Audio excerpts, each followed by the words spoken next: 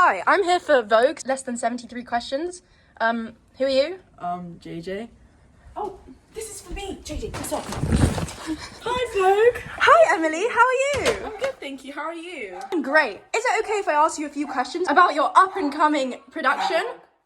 Yeah, of course. Come on in. Wow, lovely home you have here.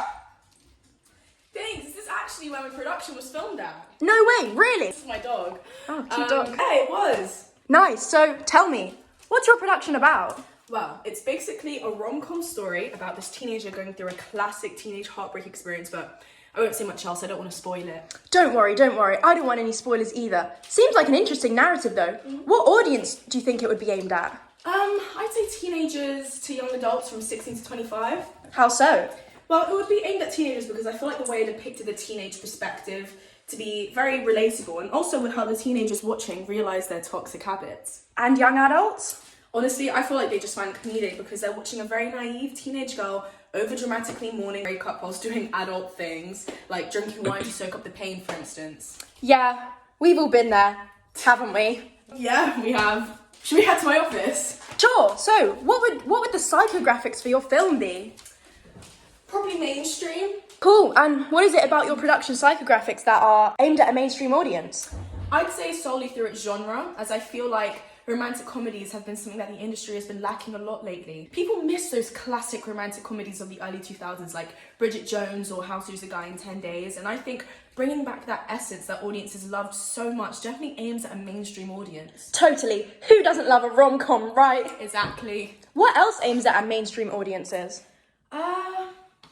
Definitely through the intertextuality as well. Not really a spoiler, so don't worry, but my film includes lots of references to rom-com classics like The Notebook or Bridget Jones, and even coming-of-age movies like Mean Girls, and I just feel like these references to the early 2000s additionally brings a sense of nostalgia to mainstream audiences. Cool.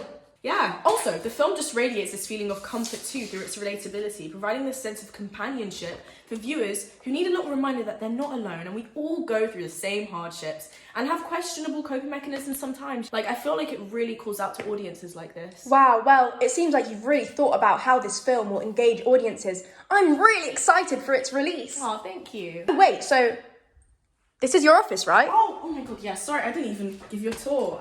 This is my desk. Computer, do you like it? Oh, I love it. Is this where you work? Yes, it is. This is where I spent very, very long hours and sleepless nights to get my film to perfection. Right, so you were also the editor for the film too?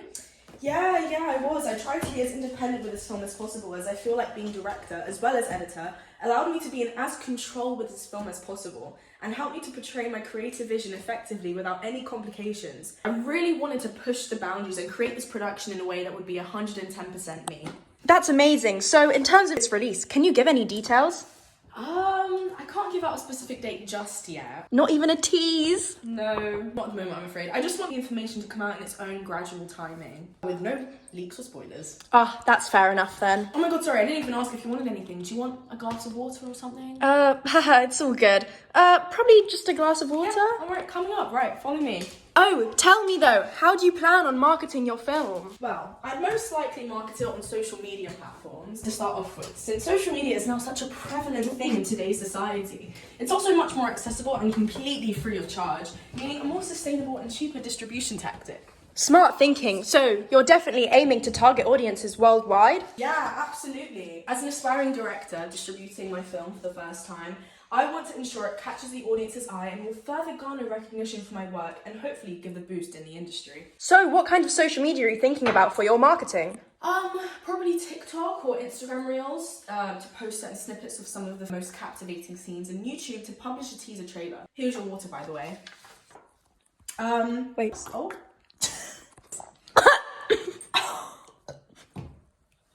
Would I like anything else? I'm good, thank you. Alright then. How about any traditional marketing methods?